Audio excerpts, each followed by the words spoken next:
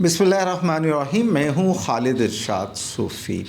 جناب شمشاد احمد خان صاحب پاکستان کے ممتاز سفارتکار اور سابق سیکرٹری خارجہ سے جو گفتگو ہے اس کا پہلا حصہ آپ نے ملاحظہ کیا. اس حصے میں ہم نے جناب شمشاد احمد صاحب کی فیملی بیک گراؤنڈ اور ان کے CSS جوائن کرنے تک کا جو مرحلہ ہے وہ کور کیا. آج اس سلسلے کی دوسری قسط میں ہم جناب شمشاد احمد خان صاحب سے ان کے کریئر اور اس عرصے میں ہونے والے پاکستان میں اور عالمی سطح پر اہم جو ایونٹس ہیں ان کے حوالے سے گفتگو کریں گے. آپ نے فارن سروسز میں جانے کا باقاعدہ شعوری فیصلہ تھا آپ کا؟ میری پہلی چوائس تھی. لوگ ہوتے ہیں جب اس میں ہمیں چوائس دینی پڑتی ہے. Civil service, foreign service number 2 ہوتی ہے، نمبر 2 پھر 3 پولیس ہوتی ہے، 4 اس طرح سروس ہوتی ہے. پہلی دفعہ بھی میں نے فارن سروس کی تھی مگر مجھے اکاؤنٹس ملی تھی. دوسری بار امتحان دیا تو میں نے پھر فارن سروس پہلی کی، مجھے مل گئی کیونکہ میری پوزیشن بہتر آ گئی تھی. اور پھر آپ نے میں نے جوائن کر لی. پہلے آپ نے آڈٹ اینڈ اکاؤنٹس میں نے جوائن کر لی تھی. وہ جوائن کر کے میں اکیڈمی میں گیا. یہاں والٹن میں اکیڈمی نئی بنی تھی، فنانس اکیڈمی. وہاں 1 سال گزارا، اس کا تجربہ ہوا، اس کی ٹریننگ ملی اور ماحول بڑا اچھا تھا. جو اکیڈمی کے استاد تھے ان سے بہت کچھ سیکھا. بڑی نئی اکیڈمی تھی. اسی طرح کھلاڑی صبح ٹینس کھیلنا، یہ کرنا، جو ہمیں کلچر ہوتا ہے نا ٹریننگ کا سکھایا جاتا ہے، وہ 2 اکیڈمیوں کا جب ہو تو وہ اور ہو جاتا ہے. تو سول سروس میں 65 میں وہ جو مال روڈ پہ اکیڈمی ہے وہ پھر کی. اور اس وقت جنگ کی وجہ سے 2 بیچز یعنی ہمارا 65 بیچ اور 64 ذرا اوور لیپ کیا، اکیڈمی میں اکٹھے رہے. تو ہمارے بیچ میں 65 بیچ میں 10 تھے اسٹوڈنٹ پروبیشنرز فارن سروس کے اور 30 تھے سول سروس کے. وہ اکیڈمی میں بس یہ 2 سروسز ہوتی تھی، باقی فنانس سروسز الگ ہوتی تھی. تو اس میں 30 میں جو سول سروس کے تھے، جو آج کل بھی بڑے مشہور لغاری، فاروق لغاری بھی تھا، عشرت حسین ہے، معین افضل ہے، یہ اس ہمارے بیچ میٹ تھے اس وقت. اچھا وہ تھے 64 بیچ کے مگر ہمارے ساتھ تھے 65 بیچ میں. میرے 65 بیچ میں جو تھے وہ جیون خان تھے، حفیظ اللہ تھے، اس طرح کے لوگ ہیں. اب چونکہ اکثر لوگ چلے گئے ہیں تو ذہن سے بھی اتر گیا نام. تو بہرحال یہ ہمارے 10 فارن سروس کے جو تھے اس میں 10 میں سے 5 ایسٹ پاکستان سے تھے، 5 یہاں سے تھے.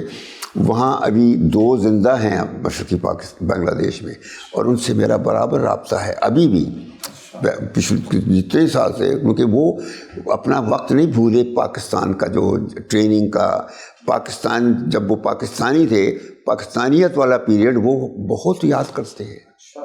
ابھی تک یہ 2 رہ گئے، باقی 3 فوت ہو گئے ہیں. تو ہمارے لوگ، ہم میں سے 5 میں سے 1 چلا گیا ہے اور ابھی 4 باقی ہیں. ہم لوگ ابھی زندہ ہیں. بہرحال یہ ہو گیا، فارن سروس ہو گئی. بس پھر اس کے بعد فارن سروس میں چلے گئے. اور پہلی پوسٹنگ میں جب میں ایران گیا تو وہاں میں نے ایوب خان، جس کو اتنے وہ لگائے، ہاں، لیکن اس کو جب میں نے دیکھا پاکستان کا دفاع کرتے ہوئے ود شاہ آف ایران تو میں بڑا امپریس ہوا. کیونکہ اس نے جس طریقے سے، شاہ ایروگنٹی سے کہا کرتا تھا کہ تم یہ چھوڑو، عربوں کو چھوڑو، یہ بڑے گندے لوگ ہیں.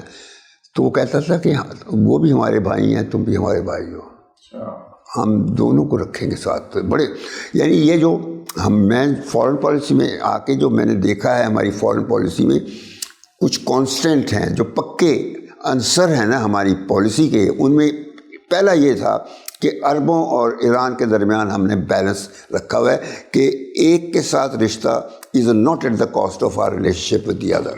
یعنی دونوں کے ساتھ ہمیں رشتہ رکھنا ہے. یہ ہماری پالیسی کا ایک کانسٹنٹ ہے جو اس کو رکھا. جو اب ایک اور اس قسم کا رشتہ بن گیا ہے وہ ہے چائنا اور امریکہ کا، کہ امریکہ کے ساتھ ہمارا رشتہ وہ چین کے ساتھ تعلقات کو متاثر نہیں کرے گا. اسی طرح چین کے ساتھ ہمارا رشتہ وہ امریکہ کے ساتھ تعلقات کی کاسٹ پر نہیں ہوگا. یہ دونوں رشتے ہم نے مضبوطی سے نبھائے ہیں اپنی پوری تاریخ میں. یہ اور چیز ہے کہ آج کل جو کچھ ہو رہا ہے مجھے ڈر یہ لگتا ہے کہ جس قسم کا یہ ٹرمپ ہے، جس طرح اس نے مودی کو لتاڑ دیا ہے، یعنی اتنا لاڈلا ہوتا تھا اور رگیت دیا ہے اس کے بعد، کیونکہ انڈیا نے روس کے ساتھ تجارت کی ہے تو ہمارے ساتھ بھی بڑی طریقے سے اس نے ویسے تو پاکستان کو نوازا ہے، ہماری قیادت کو، لیکن مجھے یقین ہے کہ ٹرمپ جو ہے ٹوٹلی انٹرسٹ وردی ہے۔ بڑا تفصیلی آپ سے وہ بعد میں بات کر لیں گے، مگر میں ویسے بات، چونکہ آپ نے سوال کیا تھا تو بات کر دیا آپ سے تفصیلی جواب چاہوں گا۔ اچھا یہ فرمائیے کہ مئی 1998 میں آپ پاکستان کے سیکرٹری خارجہ تھے اور انتہائی اہم پوسٹ ہے قومی لحاظ سے۔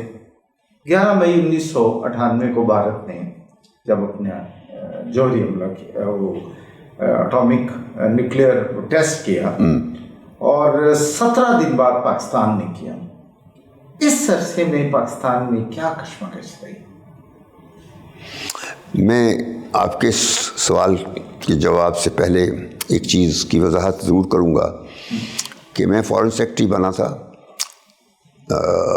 97 میں، لیکن یہ بتا دوں کہ تھوڑا سا بیک گراؤنڈ کے پیچھے چل کے کہ اسلام آباد میں اس وقت جب میں فارن سیکرٹری بنا تھا تو اسپیشل سیکرٹری کے طور پر میں موجود تھا، کیونکہ میں ایران سے واپس آیا تھا اپنی وہاں پہ امبیسڈرشپ مکمل کر کے اور ای سی او کی سیکرٹری جنرلشپ مکمل کر کے 9 سال بعد میں واپس آیا تھا۔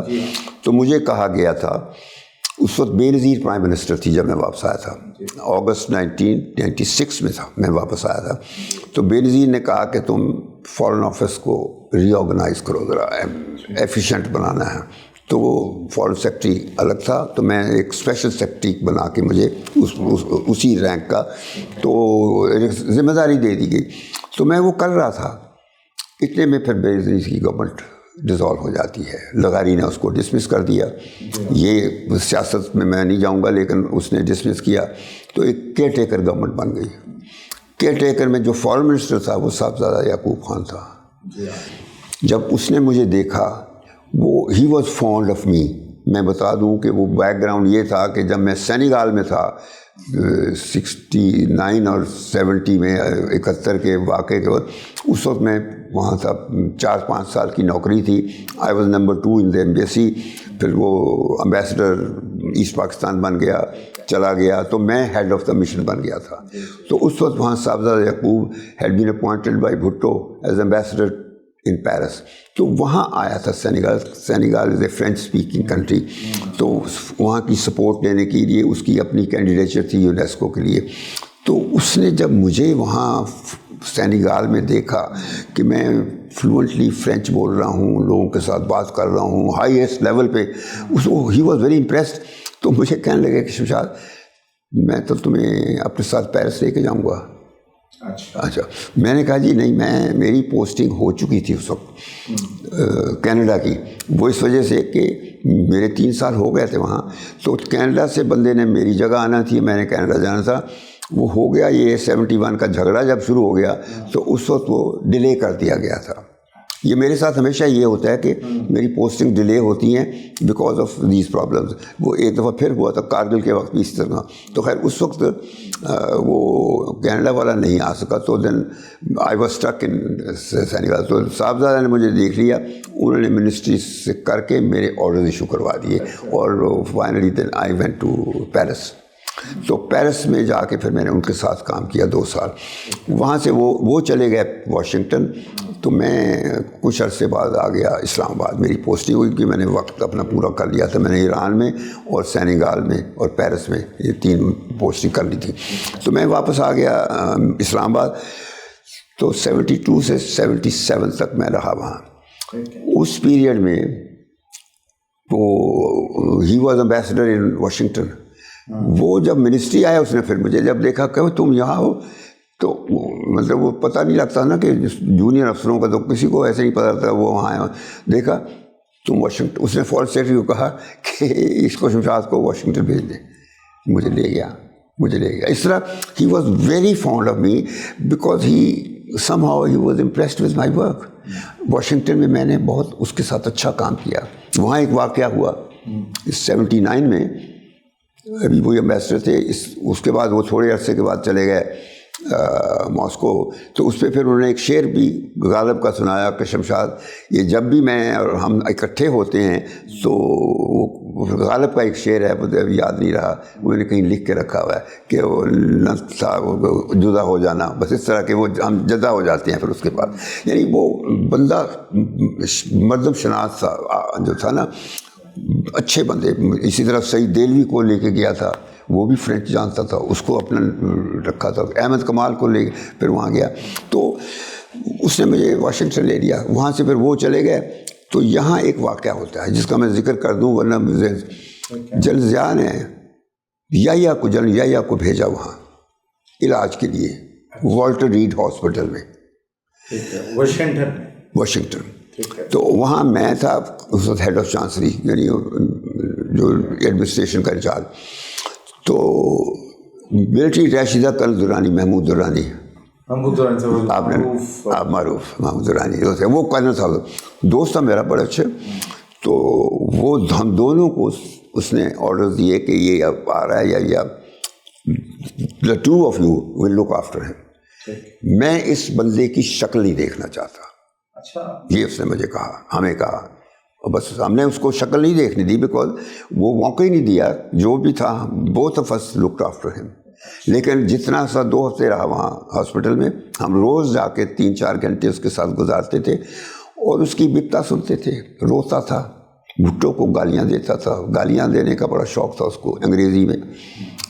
تو وہ بالآخر وہ پھر بھٹو کے ساتھ تو اس کی بڑی اچھی تھی. پھر کیا وجہ تھی کہ بھٹو صاحب کو نہ کیا ہوا؟ گالیت کمال ہے. بھٹو نے تو سارا اس کا بیڑا غرق کیا ہے. بھٹو کے ساتھ اچھی تھی تبھی تو بات ہوئی نا. بھٹو نے ایکسپلائٹ کیا اس کو.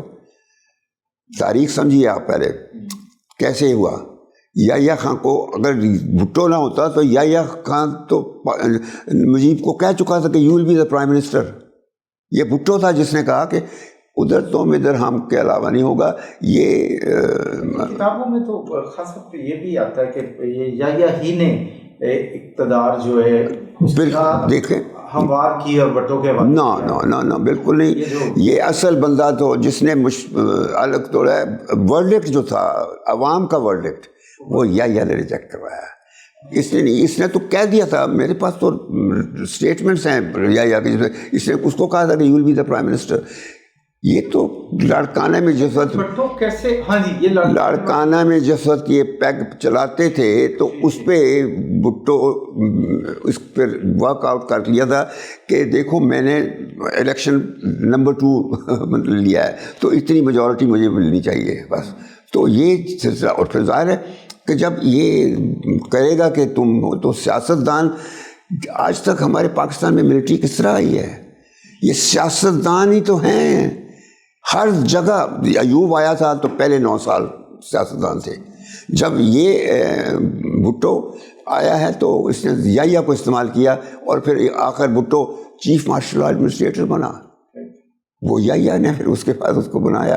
اس وقت یحییٰ کیا تھا؟ یہی والی بات تھی، یہی والا میرا پوائنٹ. نہیں وہ تو ظاہر ہے کہ اس وقت تو وہ تھا چیف مارشل آرٹ، لیکن اس کے بعد پھر جلدی وہ بھٹو جو پریزیڈنٹ بن گیا، یعنی 73 اس نے کانسٹیٹیوشن بنا لیا ان لوگوں سے ہی جنہوں نے ملک توڑا تھا. جو اسمبلی جو پولیٹیشین جنہوں نے ملک توڑا تھا اسی اسمبلی کو آئین ساز اسمبلی بنا دی گئی تھی. پاکستان توڑنے کے ذمہ دار بھٹو سمیت تمام مغربی پاکستان کے سیاستدانوں کو میں سیاستدان وہ تھے اتنے سوائے احمد رضا قصوری کے سارے سیاستدان اسی قسم کے تھے. Ahmed Raza Kasuri was the only one جس نے کہا تھا کہ لوگوں نے جو پسند کیے ہیں ووٹ دیے ہیں وہ گیا ڈھاکہ اسمبلی کے ساتھ. باقی بھٹو کے ڈر سے کسی کی ضرورت نہیں پڑی تھی. اس میں سب فرنٹیئر کے لوگ بھی تھے سب. وہ جو بھی ہے یہ اب ہم نے ان کی جو مینٹیلٹی پہ وہ نہیں کرنا. میں تو ہسٹری بتا رہا ہوں، باقی وہ پھر چھوڑ دیجیے، وقت بہت ہو جاتا ہے. تو مقصد میرا یہی ہے کہ میں کہتا ہوں ہر جگہ سیاستدان رسپانسیبل ہیں.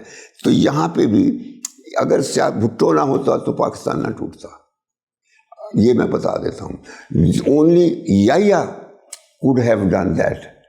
یحییٰ نے کر دیا. اسی طرح یہاں آ جائیے، اس کے بعد پھر ضیاء الحق کے بعد، اور پھر جو ہے اور بھی واقعات ایسے ہی ہیں جب بھی ہم مشرف اگر نواز شریف مشرف کو ڈسمس نہ کرتا تو مشرف نہ آتا. یہ ہیں سوالات آگے میں کر رہا ہوں، میں بتاؤں گا آپ کو. میں تو یہ ان چیزوں کا مشاہدہ، تو یہ میں کہہ رہا ہوں ہر جگہ. اور اس کے بعد جو آج کل سین ہے، یہی تو فیملیاں ہیں، یہی تو لے کر آئے ہیں. موجودہ ڈسپنسیشن جو ملٹری کی ہے وہ یہی لے کے آئے ہیں. ہمیشہ یہ جنرل اس وقت بھی جب آرمی چیف ہوتا تھا، میں دیکھ رہا مشرف اس سے پہلے جہانگیر کرامت کو کہتے تھے کہ جنرل صاحب تسی واپٹا چلاؤ ادھر، یعنی موٹر وے چلاؤ، یعنی فوج سے ہر کام کروانا چاہتے تھے. وہ کرامت ریفیوز، اس نے کہا کہ اس نے البتہ کہا واپٹا میں کروا دوں گا، تو جنرل ذوالفقار کو ڈپیوٹ کر دیا تھا ہیڈ. تو مقصد تھا یہ جو فیملیاں ہیں یہ ان کا وتیرہ ہے کہ یہ کام کے لیے فوج کو استعمال کرتے ہیں. ان میں ہمت نہیں، نہ ایبلٹی ہے، نہ کارکردگی ہے، نہ اہلیت ہے. تو یہ فوج سے، کیونکہ پڑھی لکھی ڈسپلن فوج ہے، اور وہ جو مقصد دیا جاتا ہے پورا کرتے ہیں ہمیشہ. انہوں نے فوج کو جب آگے لگا لیتے ہیں. 2015 میں میں نے ایک آرٹیکل لکھا تھا کہ یہ اب فیملی سیاستدان they want to make army chief I G police بنانا چاہتے ہیں. اور میں نے کہا کہ یہ I G police army chief کبھی نہیں بنے گا، ان کو ایک غلط فہمی ہے. اس وقت کیا نہیں تھا، لیکن میں جلدی جھوٹا ثابت ہو گیا کیونکہ اس نے ایکسٹینشن مان لی. تو یہ اصل کام سارا پاکستان کی تاریخ میں جو کچھ ہو رہا ہے سیاستدانوں کی وجہ سے آج ہم وہاں کھڑے ہیں جہاں ہم پہنچے ہوئے ہیں. لوگ فوج کو خواہ میں کہتے ہیں جی فوج فوج فوج فوج. ارے بھائی فوج نے تو اس ملک کو ان سیاستدانوں سے اس وقت بچایا تھا جب 9 سال میں یہ آلموسٹ پاکستان کو قائد اعظم اور لیاقت کے مرنے کے بعد یہ آلموسٹ سیل آؤٹ کر رہے تھے. اب ایوب کا جو دور ہے، جنرل ایوب، اس کو میں کہتا ہوں وہ ماڈل پیریڈ ہے پاکستان کا. اور اس کے بعد والی جو ڈکٹیٹرشپ کے دور، اس کا میں بتا دیتا ہوں. بالکل درست ہے. دیکھیے یحییٰ خان کی تو ڈکٹیٹرشپ بہت بری ڈکٹیٹرشپ تھی، کوئی شک نہیں. وہ تو اس پہ تو تبصرہ ہی نہیں میں کرتا کوئی. اور میں نے دیکھا ہوا ہے. پھر اس نے 65 اس سے پہلے بھی جب وہ آرمی جنرل تھا، لیفٹیننٹ جنرل تھا، اس وقت بھی جب امریکہ نے تڑی لگائی پاکستان کو کہ تمہارا ایک جرنیل جو ہے وہ اخنور سیکٹر پہ اتنی تیزی سے کشمیر کی طرف جا رہا ہے تو اسٹاپ اٹ. کیونکہ یہ 65 کی جنگ کے دنوں کی میں بتا رہا ہوں آپ کو. بالکل 65 کی جنگ کے دنوں میں اخنور سیکٹر پہ جنرل اختر ملک تھا، وہ جا رہا تھا بڑی تیزی سے انڈیا کو مارتا ہوا. تو اس نے کہا کہ اسٹاپ اٹ. یہ صاف لفظ تھے. جو امریکہ کا بندہ آیا ہمارے فارن آفس میں، اس نے یہ ساری ہمارے آرکائیوز میں، کتابوں میں، ریکارڈز میں ہے. یہ میں کہانیاں نہیں بتا رہا آپ کو. تو کہا کہ یہ جس سپیڈ سے تم لوگ کشمیر کی طرف جا رہے ہو، 1 ہفتے میں تم تو دلی پہنچ جاؤ گے. یہ ورڈز ہیں اس کے. امریکن تھے، امریکن پولیٹیکل کاؤنسلر تھا وہ. اسی وقت ایوب کو پہنچایا گیا اس کا پیغام. اس نے فوراً اخنور کا سیکٹر نہیں بند کیا، اس نے صرف جرنیل بدل دیا. Ayub Khan was perhaps the best dictator, کیونکہ کم از کم اس کے پیریڈ میں پاکستان میں قانون تھا، لا اینڈ آرڈر تھا، اکانومی بیسٹ تھی. یعنی اس کی اپنی ریپوٹیشن اتنی تھی، عزت پاکستان کی، کہ جب وہ امریکہ گیا، پریزیڈنٹ کینیڈی نے انوائٹ کیا، تو پریزیڈنٹ کینیڈی اور اس کی بیوی وہ اس کو لینے کے لیے ایئرپورٹ گئے. ایوب خان اور اس کی بیٹی اس کے ساتھ تھے. تو ایئرپورٹ لے کے ایک باقاعدہ پروسیشن کی شکل میں وہ اس کے مہمان خانے لے کے گئے تھے. یہ کبھی کسی دنیا کے صدر کے ساتھ نہیں ہوا، یہ پاکستان کے صدر ایوب خان کے ساتھ ہوا تھا. اور ایوب خان کا امیج اتنا اچھا تھا یورپ میں اور مغربی دنیا میں، فار واٹ ایور ریزن. میں صرف بتا رہا ہوں کہ اتنا ہائیلی ریگارڈڈ تھا کہ یورپ میں کہا کرتے تھے کہ he is the Asian Charles D گال ہے. یہ ایشیا کا چارلس ڈی گال ہے. یعنی قدر تھی پاکستان کی اس وقت. اور اس وقت یہ تھا کہ یہ اس طرح یہ نہیں تھا کہ چور اچکے سیاستدان کام کر رہے تھے. ایوب خان نے بندے اپنے ساتھ جو انڈین سول سروس کے لوگ تھے وہ ہائیلی کیپیبل بندے تھے جو حکومت چلا رہے تھے, ٹیکنوکریٹ سے. الطاف گوہر تھا, یہ اس قسم کے اور لوگ تھے. تو مطلب ہے کہ اس کا مقصد تھا پاکستان کو اسٹیبل رکھنا, اینڈ ہی سکسیڈڈ.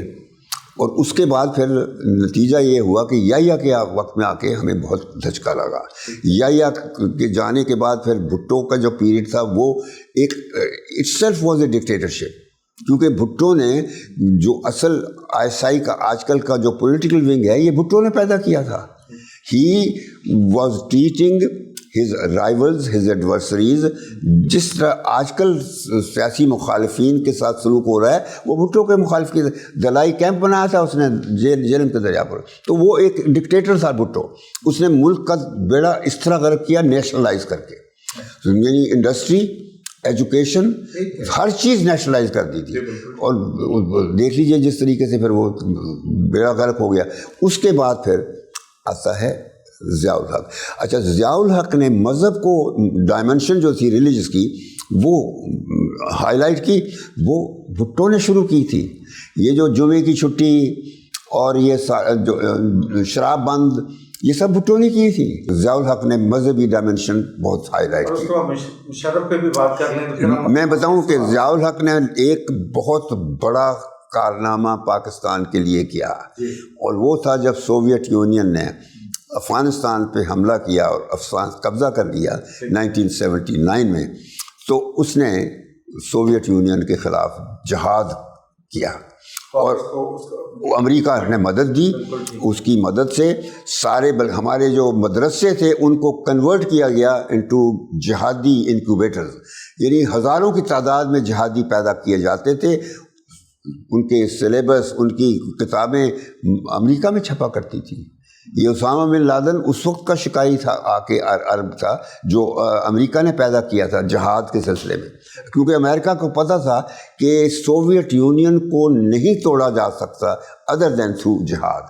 تو انہوں نے پھر جہاد استعمال کیا جس میں ضیاء الحق واز دیئر انسٹرومنٹ, اور ہم نے یہ کر کے پاکستان کو بچا لیا. کیونکہ سوویت یونین افغانستان آیا تھا with the ultimate goal of entering warm waters of Indian Ocean, کہ یہ ہزاروں کے وقت کا ان کا ایمبیشن تھی کہ ہم نے انڈین اوشن میں پہنچنا ہے گرم پانیوں تک, کیونکہ ان کے پانی سب سرد ہیں اوپر سمندر.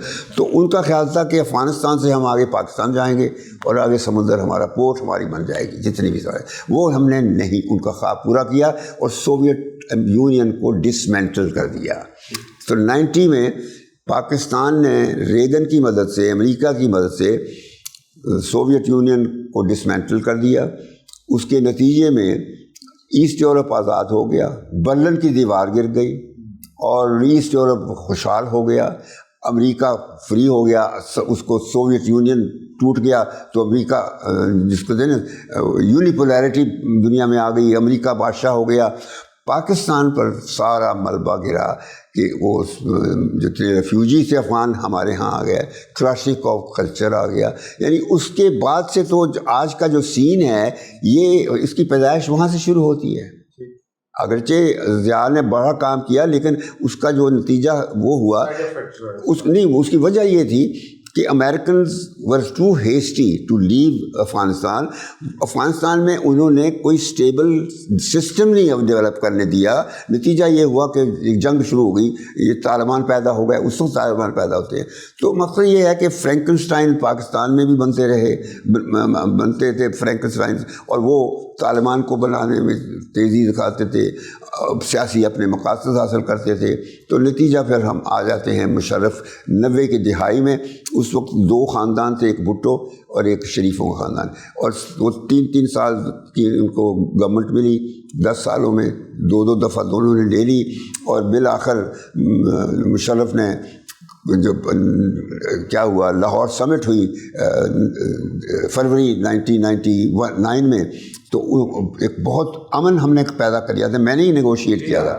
یعنی وہ جو تھا نا کمپوزٹ ڈائلاگ میں نے جون 1997 میں سائن کیا تھا ایگریمنٹ. اس کے بعد پھر 98 میں نے نیوکلیر دھماکے کروائے 98 میں، اور پھر یہ 99 میں لاہور سمٹ کروائی، اور لاہور سمٹ کے فوراً بعد ہی کارگل ہو جاتا ہے. تو یہ میں نے آپ کو ایک بس ہلکی جھلکی سی دے دی ہے.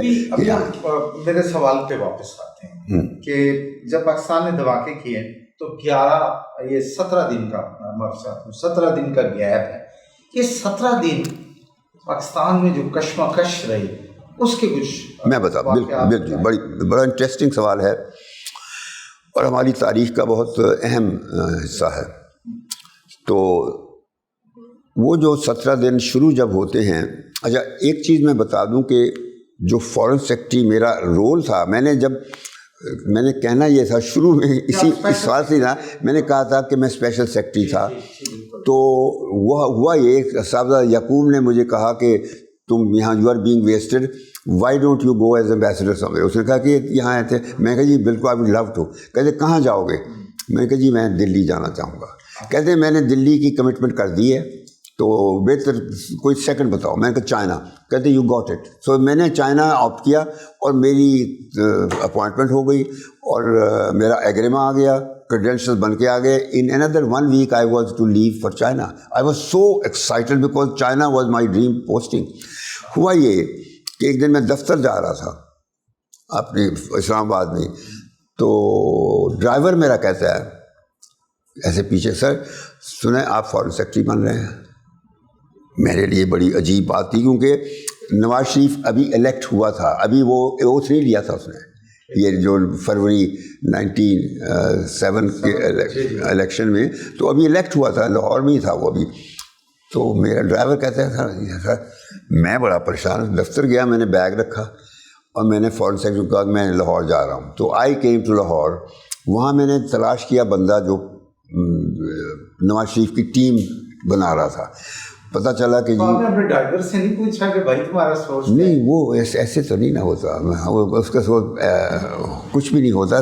کہیں سے افواہ ملتی ہے نا، تو کوئی کسی نے اس کو سرکاری افسر نے تو نہیں بتایا ہوگا، کہیں سے نکلی یہ بات. اچھا خیر میں گیا تو اس نے کہا کہ تمہارے ڈرائیور بالکل ٹھیک کہتا ہے. انور زاہد نے کہا. میں نے کہا جی کیوں؟ کہتا ہے کہ نواز شریف نے خود نامینیٹ تمہیں کیا ہے. مجھے کہا، میں نے کہا میں تو نہیں فورن سیکرٹری بننا چاہتا. میں نے کہا کہ میں نہیں بنا. میں بتایا کہ میں چائنا جا رہا ہوں، میرا سامان بھی چلا گیا ہے، تو please let me go to China. تم کسی طریقے سے مجھے اس رسپانسبلٹی سے باہر رکھو. کہتے ہیں میں کوشش کروں گا بٹ آئی کانٹ پرومس. اچھا اس کے بعد پھر میں آ گیا واپس. میں اگلی صبح دفتر بیٹھا تھا تو مجھے فون آتا ہے جو ڈائریکٹ لائن ہوتی ہے ریڈ نواز شریف کا، کہ میں نواز شریف بول رہا ہوں، شمشاد صاحب میں نے سنا ہے کہ آپ میرے ساتھ کام نہیں کرنا چاہتے. اب یہ ایک پروفیشنل کے لیے بہت عجیب، میں نواز شریف کے ساتھ نہیں کام کرنا چاہتا تھا، میں اپنی پوسٹنگ پہ جانا چاہتا تھا. میں نے کہا نہیں سر ایسی بات نہیں ہے، یہ ہے کہ اب چائنا میری پوسٹنگ ہے، میں وہاں جا رہا ہوں، وہ برا منائیں گے تو، اور میں سینئر موسٹ بھی نہیں ہوں، آپ 2 میں سے سینئر بندے بیٹھے ہیں، ان میں سے کسی کو اپوائنٹ کر دیں. میں نے کہا اس کو. آخر میں باتیں سننے کے بعد مجھے کہتا ہے کہ شمشاد صاحب کیا میں توقع کر سکتا ہوں کہ آپ میری ٹیم کا حصہ بنیں گے؟ اب میں کس طرح کہہ سکتا ہوں کہ نہیں میں نہیں بنوں گا. سو میں کہا جو آپ کا حکم. تو that's how I became foreign secretary. اب اس میں پہلا اس کا کام تھا، مجھے کہنے لگے کہ دیکھو انڈیا کے ساتھ ہمارے تعلقات بڑے خراب ہیں، میری خواہش ہے کہ تم انڈیا کے ساتھ تعلقات نامزد کرو. اچھا یہ نواز شریف نے بالکل کہا شروع میں، یہ پہلا کام ہی یہ تھا. وہ نیوکلیر تو اگلے سال ہوتا ہے 1898 میں بنتا ہے. یہ مجھے کہا تو میں نے کہا ٹھیک ہے کیا چاہتے ہیں. میں نے باقاعدہ بریف چاہتا تھا کہ یہ کیا اس کے ذہن میں ہے. کہ اس نے کہا یہ ہے کہ ایک تو انڈیا کے ساتھ تعلقات اور جتنے بھی مسائل حل کرنے کے لیے کوئی پروسیس ہو سکتا ہے کس طریقے سے، لیکن کشمیر پہ کوئی کمپرومائز نہیں کرنا. بالکل بڑی بات. تو بس وہ بالکل کلیئر تھا میرے لیے، کلیئر تھا، لیکن کشمیر پہ کمپرومائز. بس میں اپنا کر کے تیاری کر کے مارچ میں، اینڈ آف مارچ میں دلی چلا گیا. اور وہاں میرا جو فورن سیکرٹری تھا، کاؤنٹر پارٹ جو تھا وہ مسلمان تھا، سلمان حیدر. اور وہ جو مسلمان وہاں کے ہوتے ہیں نا وہ زیادہ کٹڑ ہو جاتے ہیں. اس کی بیوی بھی ہندو تھی تو وغیرہ وغیرہ اس قسم کے حالات تھے. تو خیر لیکن میں نے جا کے پہلے اس کے ساتھ ایک اپنی میٹنگ کر کے یہ طے کیا کہ ہم نے پہلے گول اپنا سیٹ کرنا ہے کہ اور گول میں ہمیں یہ دیکھنا ہے کہ ہم کوئی مسئلے جو ہیں ان کو ایونٹ بائی ایونٹ حل نہیں کر سکتے.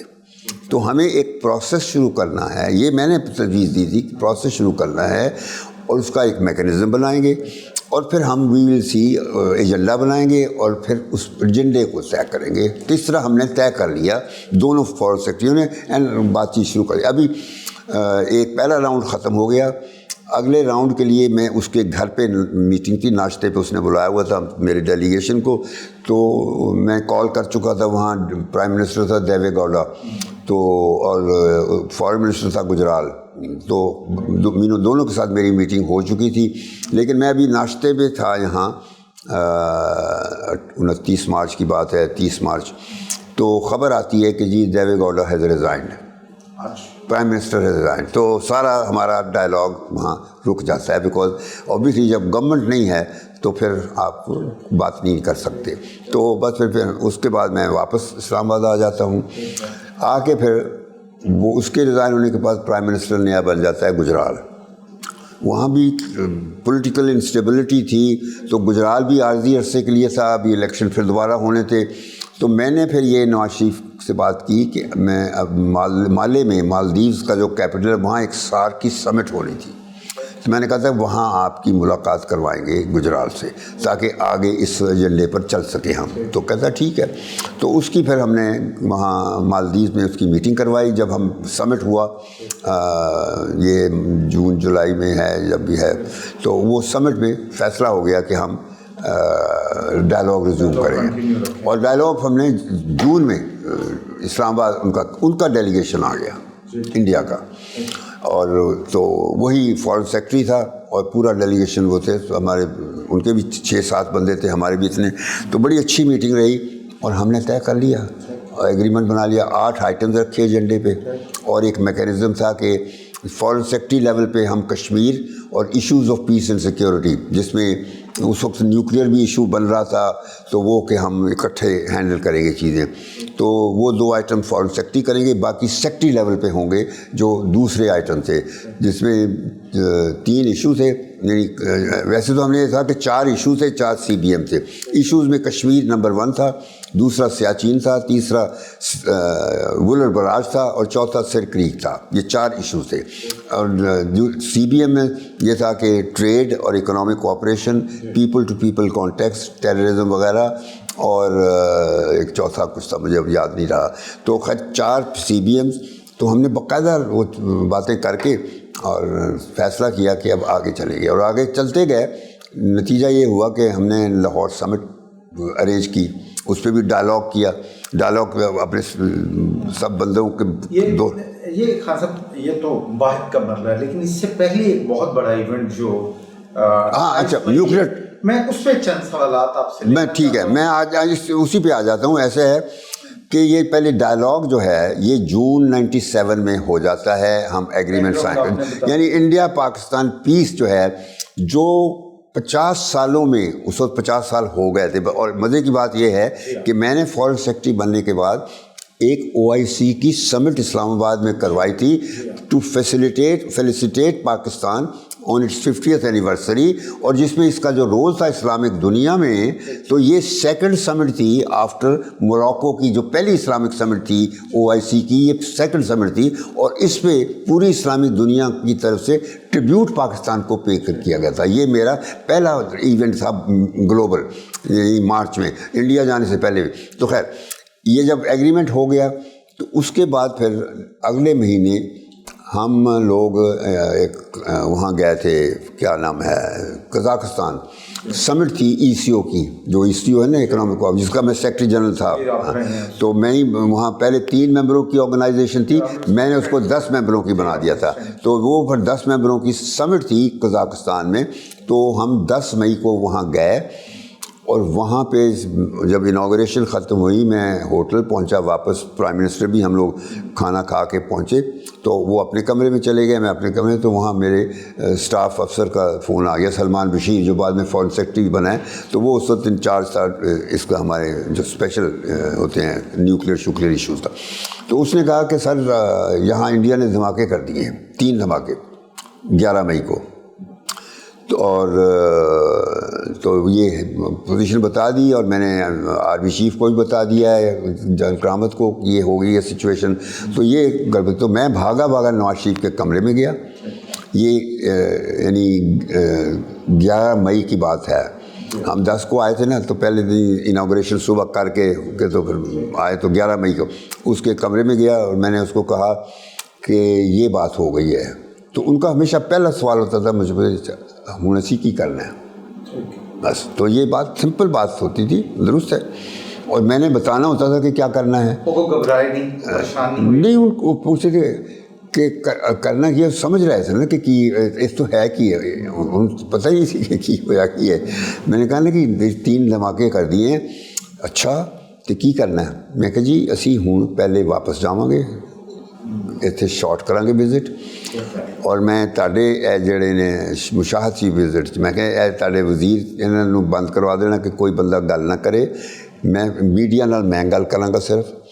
ਔਰ ਦੂਸਰਾ ਇਹ ਹੈ ਕਿ ਉੱਥੇ ਜਾ ਕੇ ਅਸੀਂ ਜਵਾਬ ਦੇਣਾ ਹੈ. ਮੈਂ ਕਿਹਾ ਅਸੀਂ ਤਿਆਰੀ ਆਪਣੀ ਹੋਈ ਹੈ, فوج نے ساری پوری تیاری کی تھی، کیونکہ فوج جو ہے نا ہماری، وہ ہر چیز اس قسم کے معاملات میں وہی تیاری کرتے ہیں، انہیں پریپیئر کر کے رکھا ہوا تھا. کیونکہ ہمیں وی ور ایکسپیکٹنگ انڈیا کہ یہ کرے گا، کیونکہ انڈیا دھمکا دے دیا تھا انہوں نے کہ اب ہم کرنے جا رہے ہیں. جب واجپئی الیکٹ ہوئے نا پرائم منسٹر، اس وقت ہو گیا تھا، تو یہ نئی حکومت جو بی جے پی کی آئی، انہوں نے کہہ دیا کہ ہم اب نیوکلیئر ڈائمنشن وغیرہ سب کریں گے. تو اس وجہ سے وی ور ایکسپیکٹنگ، تو ہم نے تیاری شروع کر کے رکھی تھی. اور میں نے کہا جی اسی جواب دیں گے. تو بس یہ اگری، میری بات ہمیشہ بالکل وہی بات ہو گئی. اور اس کے میں نے کہا کہ صبح اگلے دن ہمیں واپس چلنا تھا، اور کیونکہ نکلتے وقت میڈیا انٹرنیشنل آنا تھا، میں نے کہا کہ کوئی بندہ نہیں، I will speak to the media. اور میں نے کہا آپ کو بھی یہ ہے کہ میں نے ایک فقرہ لکھ دیا تھا کہ اس کے علاوہ آپ نے کوئی فقرہ نہیں بولنا. اس میں بس یہ تھا کہ ہم we are in no hurry, we'll take a decision in due course, بس یہ تھا، تاکہ تم اپنے مگر سے یہ. اور کوئی ابھی مجھے یہ بھی ڈر تھا کہ کلنٹن وڈ کال ہے. میں نے کہا نواز شریف کو، میں نے کہا میں نے یہاں کے فون پہ یہ ایسا ارینجمنٹ کروا دیا ہے کہ وہ آپ سے بات نہ کر سکے، اور میں نے کروا دیا تھا. تو سب کچھ وہ چیزیں میں کر کے تو ہم لوگ اگلے دن واپس آ گئے. اور وہاں میں نے انسٹرکشن دے دی تھی کہ ڈی سی سی کی میٹنگ بلا لیں، کیبنٹ کی میٹنگ بلا لیں، کیونکہ یہ گورنمنٹ کے کام ایسے ہی نہیں ہوتے، پرسنلی لیول سے حکومت کا کام ہوتا ہے. وہ میں نے وہاں سے ارینجمنٹ کر دیا تھا. اور میں جب واپس آتا ہوں تو پہلا میسج مجھے امریکہ کی طرف سے، امریکہ کا تھا، ڈپٹی انڈر سیکرٹری تھا پکرنگ. اس نے کہا کہ شمشاد ہم چاہتے ہیں کہ تم نہ جواب دو. میں نے کہا انڈیا، اس نے کر دیا تو تم نے روکا. کہتے ہیں انڈیا گندا بچہ ہے، you don't be a bad boy. بس یہ مجھے میسج مل گیا، لکھا ہوا لیٹر، یہ ٹیلی فون کے فیکس جو ہوتے ہیں نا وہ آیا تھا. تو اس پہ بات ختم ہو گئی. 12 تاریخ کو مجھے امریکن ایمبیسڈر نے کہا اسلام آباد میں کہ ہماری ٹیم وہاں سے اسلام آباد کے لیے چل پڑی ہے اور آپ سے بات چیت کرنے کے آ رہے ہیں. تو میں نے کہا کہ ان کو بھی اسٹاپ کرو. کہتے کہ وہ تو جہاز میں بیٹھ گئے ہیں. میں نے کہا میں I am not going to receive them, میں نے صاف کہا. اتنے میں پھر مجھے فون آتا ہے آرمی چیف کا کہ شمشاد وہ مجھے فون آیا ہے وہاں سے جنرل زینی کا جو سینٹ کام کا کمانڈر ہے.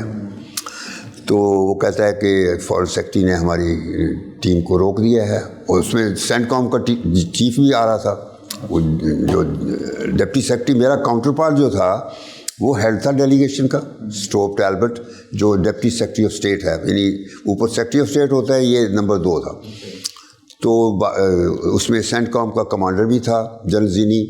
اس میں ان کے ڈیفینس کے اور لوگ افسر بھی تھے، CIA کے لوگ تھے، اسسٹنٹ سیکرٹری آف اسٹیٹ تھا جو تھا، نام بھی اب میں بھول گیا ہوں.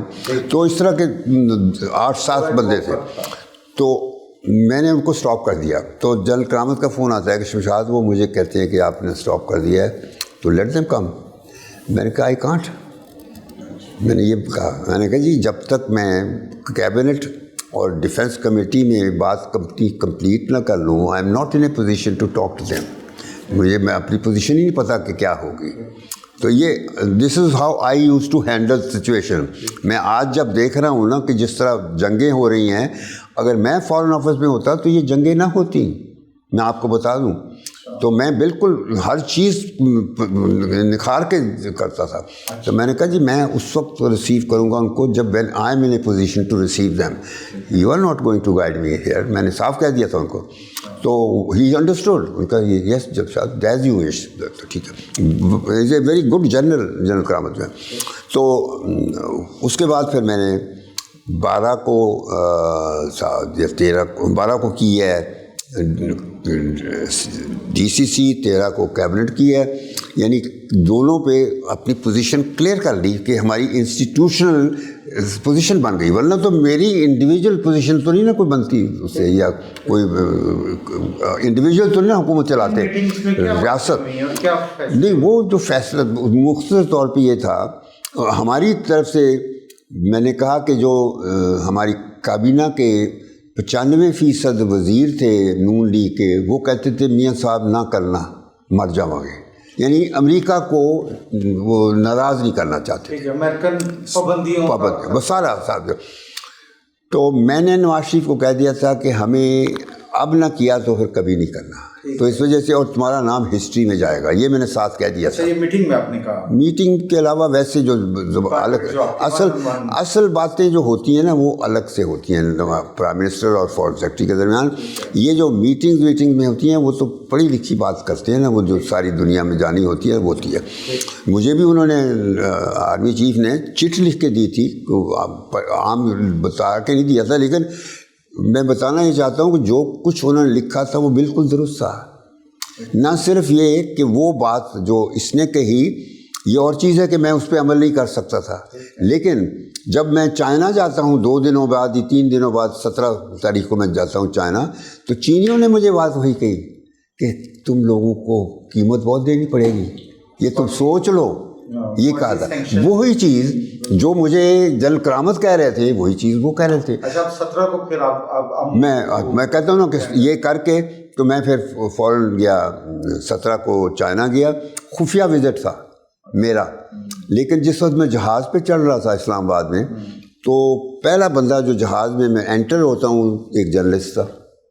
وہ لیپ ٹاپ کھڑا تو مجھے کہتے سوال پر. تو میں نے اس وقت اپنی پریشانی ظاہر کی. کیپٹن تھا جو جہاز کا، وہ کھڑا تھا مجھے ریسیو کر. فارنر تھا یا پاکستانی جنرل؟ پاکستانی تھا.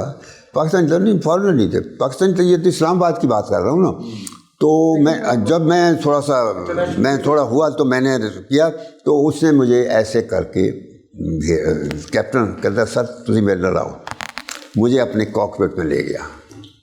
تو اس سے بچ کے تو یعنی وہ صرف آ کے وہاں سے پتہ نہیں سفر جا رہا تھا. جرنلسٹ کا نام یاد ہے آپ کو؟ نہیں مجھے نہیں پتا. میں کیونکہ اتنے جرنلسٹ اس وقت ان چیزوں میں تھے. تو خیر میں نے اپنا سفر پائلٹ کی کاکپٹ پر کیا، اسلام آباد سے بیجنگ تک کا. وہاں جا کے وہاں بھی کیونکہ خبر پہنچ چکی تھی، انٹرنیشنل میڈیا پہنچا تھا، but I did not speak to the media. دیکھیں نا یہ چیزیں ہوتی ہیں جو ہمیں کرنی پڑتی ہیں. پرائم منسٹر کو میں نے منہ بند کروا دیا تھا میں، اور پرائم منسٹر پہ کال کلنٹن کی آنی شروع ہو گئی تھی. میں نے اپنا بندہ بٹھایا تھا، اس کے ساتھ رہتا تھا، جو مانیٹر کرتا تھا، اس کو بتاتا تھا کہ یہ بات کرنی ہے. وہ ادھر سن لیتا تھا کیا کہہ رہا ہے، اس کا جواب لکھ کے اس کو 2-3 فکروں میں دے دیتا تھا. اسی طرح میں جب میٹنگوں میں ہوتا تھا اس کے ساتھ، تو میں اس کو ایسے ہی لکھ کے دیتا تھا جو ایک پڑھ کے تو خیر چائنا سے واپس آ گئے. تو اب فیصلہ ڈیٹ کا فیصلہ ہونا تھا. یہ ہم نے فیصلہ کر لیا تھا کہ ہم نے ٹیسٹ کرنے ہیں. یہاں رکیے گا، یہ ہم نے کون تھا؟ آپ نہیں وہ دیکھیں میں فیصلے کرنے میں دیکھیے یہی تو میں یہ بات کلیئر کر دوں کہ bureaucrats are not the decision makers. میری بات سنتے جائیے, میں آپ بتا رہا ہوں. ہم لوگ شرپاز ہوتے ہیں. شرپاز پتہ ہے کیا ہوتے ہیں؟ جب پہاڑی پہ چڑھتا ہے نا ماؤنٹینئر, تو اس کے ساتھ جو سامان لے کے جاتے ہیں نا, وہ ان کو شرپا کہتے ہیں. یہ جو نیپال میں جو جاتے ہیں شرپا. تو بیوروکریٹ شرپاز ہوتے ہیں جو پرائم منسٹروں کو اس کی جگہ پہ پہنچاتے ہیں جہاں اس نے فیصلہ کرنا, ان کو گائیڈ کرنا وہ کرتے ہیں. تو میں نے یہ جب فیصلہ کرنا ہے تو اس وقت اوبیسلی نواز پرائم منسٹر ہوتا ہے, اس میں صوبوں کے چیف منسٹر ہوتے ہیں. کس ڈیٹ کو طے کر لیا تھا نواز شریف صاحب؟ وہ ڈیٹ میں آپ کو میری کتاب میں مل جائے گی, لیکن میرا خیال ہے کہ 18-19 تاریخ کو فیصلہ ہو گیا تھا. اور اس وقت اصل یہ بات تھی, سائنسدان جو تھے وہ ان کو ساتھ رکھنا ہوتا ہے نا جی. اصل جو بندے تھے وہ تو سائنسدان تھے جنہوں نے بم بنایا تھا. ہم تو ایسے ہی بیچ میں, جس طرح میں نے کہا شرپاز لوگ ہیں, تو ہم صرف بیوروکریٹک کام کر رہے تھے. فیصلہ چیز تو انہوں نے بنائی تھی, ہم نے کرنا تھا کہ کب کرنا ہے اور کس طرح کرنا ہے. وہ ہم نے پھر وہ کر لیا. پرائم منسٹر نے فیصلہ کرنا ہوتا ہے, ہی از دا چیف ایگزیکٹو. تو یہ چیزیں ہو گئیں. تو صرف یہ تھا, ابھی فیصلہ یہ نہیں تھا کہ کب کرنا ہے. تو اس دوران میں پرائم منسٹر کی ایک میٹنگ تھی طے 28 کی صبح کو نیشنل ڈیفنس کالج میں. تو میں رات کو 27 کی رات کو ابھی دفتر میں تھا 12 بجے, کیونکہ 28 کو میں نے اور فارن منسٹر نے نواز شریف کو نیشنل ڈیفنس کالج لے کے جانا تھا. کیونکہ وہ میں 27 پہ میرا ایک اسپیشل سوال ہے, ذرا آپ کو, سوری میں انٹرپٹ کیا, یہ روکا آپ کو, تھوڑا سا پیچھے ہیں. 17 کو جب آپ آئے ہیں چائنا سے, تو چائنا سے کیا کمٹمنٹ لے کے آئے؟ میں بتاؤں, نہیں وہاں ظاہر ہے کہ ہم نے اجازت تو نہیں لینی تھی نا. کمٹمنٹ میں دیکھیے بڑا امپورٹنٹ کویشچن ہے. میں بتاؤں کہ انہوں نے بڑے اتفاق سے, اور وہاں کا جو میرا کاؤنٹر پارٹ تھا, وائس منسٹر تھا تیانگ دیاکسن, جو کچھ 2-3 سالوں بعد فارن منسٹر بنا ان کا, اور وہ پاکستان بھی آیا تھا. اس نے مجھے سب باتیں بتائی. میں ملا تو پرائم منسٹر سے بھی ملا, وائس پریزیڈنٹ سے بھی ملا. میٹنگ انہوں نے مجھے سب لوگوں سے کروائی تھی, مگر میرا کاؤنٹر پارٹ وہ تھا. تو اس سے فیصلہ یہ تھا کہ میں نے بتایا کہ میں نے صرف آپ کو بتانا ہے, صرف یہ ہے کہ جو آپ مشکلات کہہ رہے ہیں اس میں what ever you can do, وہ آپ ہماری مدد کریں گے. میں نے یہ کہا بالکل. ان کا یس, جو آپ کو ہم دے سکیں گے ہم دیں گے. اچھا, یہ واضح ہاں, مطلب دینے والی بات نہیں تھی, کرنے والی بات تھی. کیونکہ مجھے پتا تھا کہ پریشر سیکورٹی کونسل میں آئے گا, ٹھیک ہے نا. تو وہاں چائنا کا رول بڑا امپورٹنٹ بن جاتا ہے. اور یہ چائنیز کو پتا تھا کہ چائنا میں جو ان کی سیٹ ہے اس میں پاکستان کا بڑا رول تھا.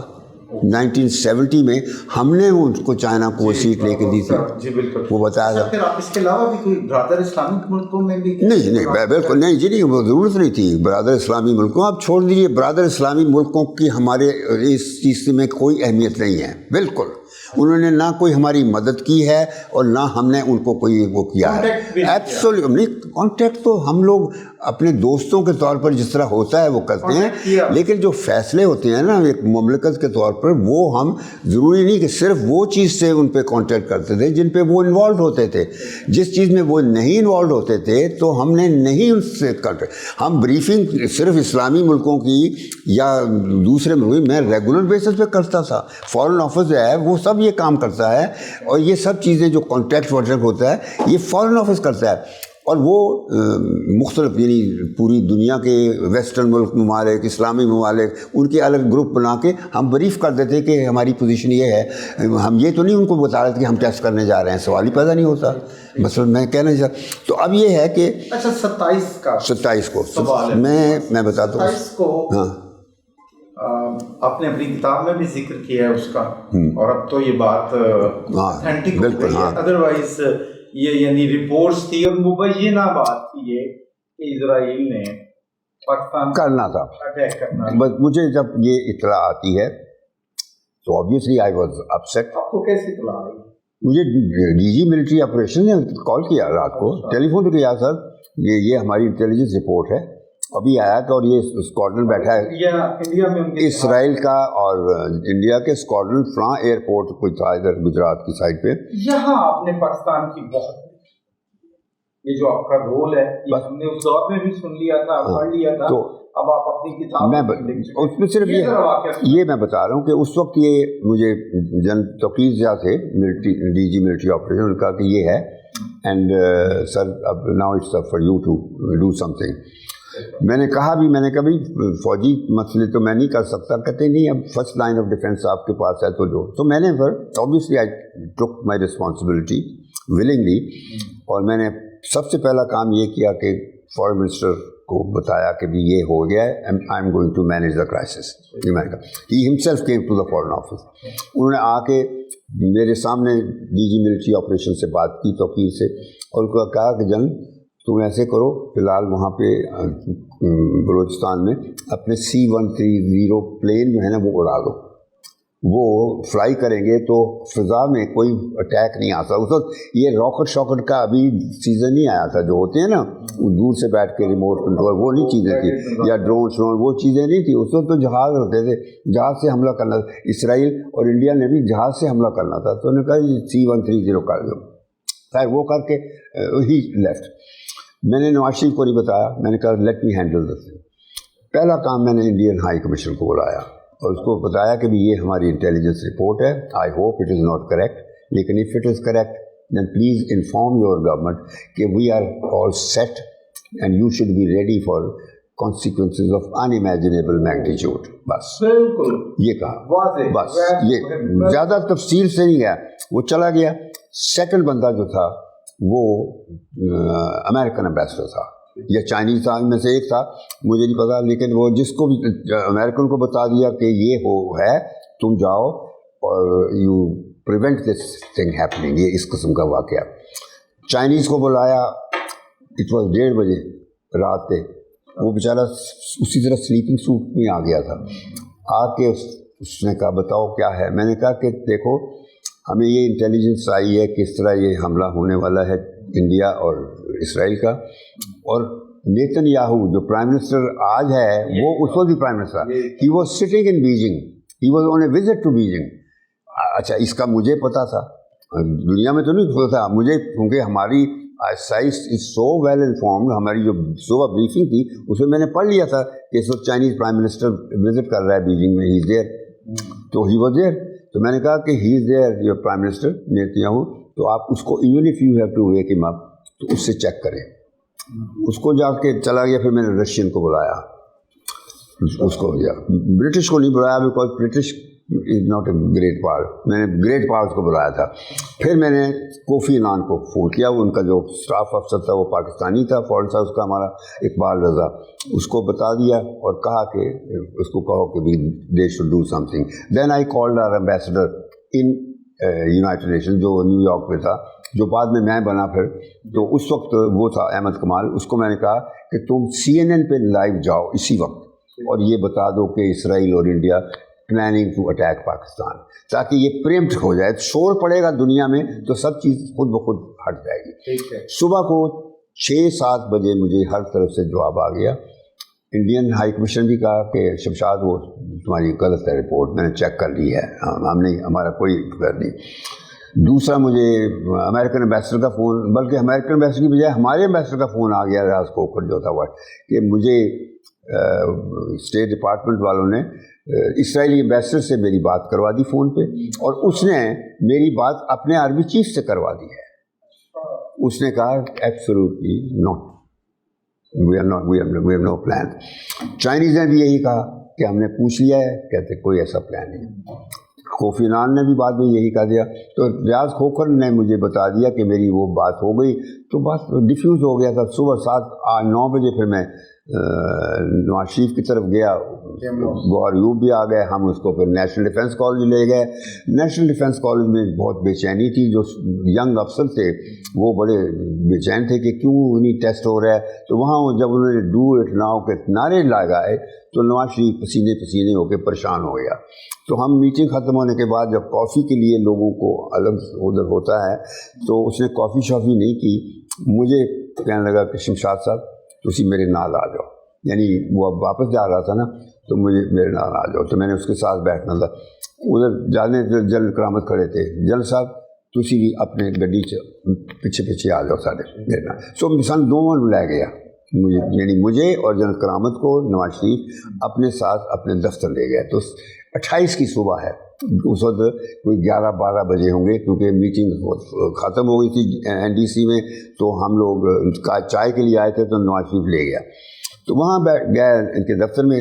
तो जिस तरह ये इधर जनरल करामत बैठे हैं, इधर मैं बैठा था और यहाँ प्राइम मिनिस्टर बैठा था, बस 3 आदमी थे 28 मई को। तो जनरल साहब अब क्या करना है हमें, सवाल ये था बड़ा सिंपल। उसने भी बहुत सिंपल कि आपका फैसला है, हमने तैयारी मुकम्मल कर दी हुई है और बिल्कुल बट ये है कि आप सोच लीजिए कि दिल B a big price to पे।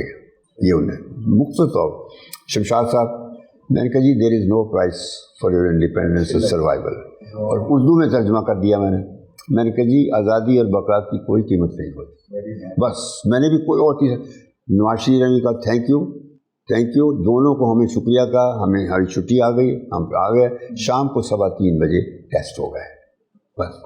तो this is how we became nuclear powers. लेकिन अब आगे चलते जाइए, जल्दी से मैं ख़त्म कर दूं कि नवाज शरीफ को फिर उसके बाद बहुत क्लिंटन का भी फ़ोन आया, क्लिंटन होता गया, इवेंचुअली ये हो गया। एक सवाल ही है, मैं ये सवाल ही बताना कहने लगा हूँ, एटमी बातें ना करने के बदले अमेरिका ने क्या पेशकश की थी? नहीं, वो कुछ नहीं है। उनकी पेशकश जो थी वो बड़ी शुरू से धमकियाँ थी, और ये था कि तुम्हारी जो मईशत तबाह हो जाएगी, सैंक्शनें लग जाएंगी तुम पे, और अगर नहीं करोगे तो हम तुम लोग ये जो कहते हैं ना लोग के 5 बिलियन ये कोई पैसा इस तरह की, ये गलत है। ये सब ये सियासी मौकरी है जो सियासतदान करते हैं। किसी स्टेज पे क्लिंटन ने कोई अमाउंट नहीं मेंशन किया कि हम आपको ये पैसा देंगे। उसने ये कहा था कि हम आपकी यानी सैंक्शनरी लगेगी आपके, तो आपके मसले नहीं पैदा होंगे, और दूसरा आपकी इकोनॉमिक सिचुएशन IMF में हम फंसे होते था तो वो कैसी कैसी उसे हाथ खौला रखेंगे, और वही था। तो हुआ यही कि जब हमने टेस्ट कर लिए, सैंक्शन लग गई और IMF का मसला फंस गया।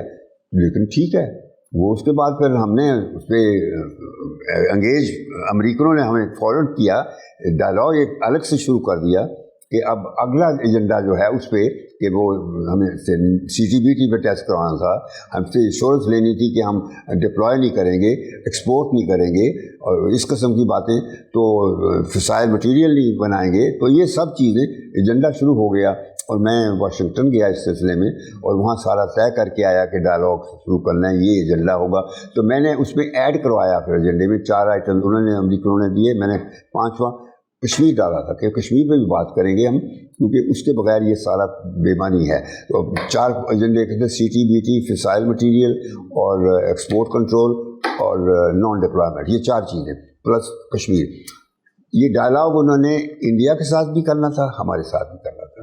मैंने हमारे साथ ये डायलॉग बैठ के इकट्ठे नहीं कर सकते थे, तो उन्होंने ये कहा कि स्टोव टैल्बर्ट जो है वो जसवंत सिंह के अलग से बात करेगा और मेरे साथ अलग से करेगा। तो 8 राउंड मेरे हुए और 8 राउंड जसवंत सिंह के हुए। एट द एंड हाँ, हमने ना कॉम्प्रोमाइज़ किया किसी चीज़ पर, हमने अपने मफादात किया, और इसी तरह इंडिया ने तो CTBT वगैरह पे हमने कोई कमिटमेंट नहीं दी। फिसाइल मटेरियल पे हमने कहा कि हम कोऑपरेट करेंगे, यानी हम डायलॉग में ज्वाइन करेंगे, जो हम करते रहे। और हमने कह दिया था कि हम चाइना के ख़िलाफ़ कोई बात नहीं करेंगे, हर चीज़ बात क्लियर कर देते हैं। तो इसलिए तरह वो वहाँ हो गया।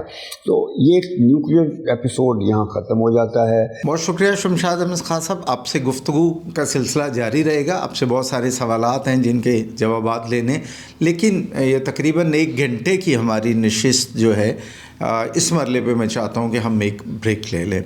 नाज़रीन, जनाब शमशाद अहमद खान साहब से अभी बहुत सारे सवालात पूछने हैं, और ख़्याल था कि इनसे गुफ्तगू 2 हिस्सों पर मुश्तमिल होगी, लेकिन दिखाई अब ये दे रहा है कि हमें तीसरी किस्त भी इसकी बनानी पड़ेगी। मुमकिन है इनसे गुफ्तगू 4 एक साथ पर मुहित हो। मुझे दीजिए इजाज़त, नई किस्त के साथ दोबारा आपके साथ हाज़िर होंगे। अल्लाह हाफ़िज़।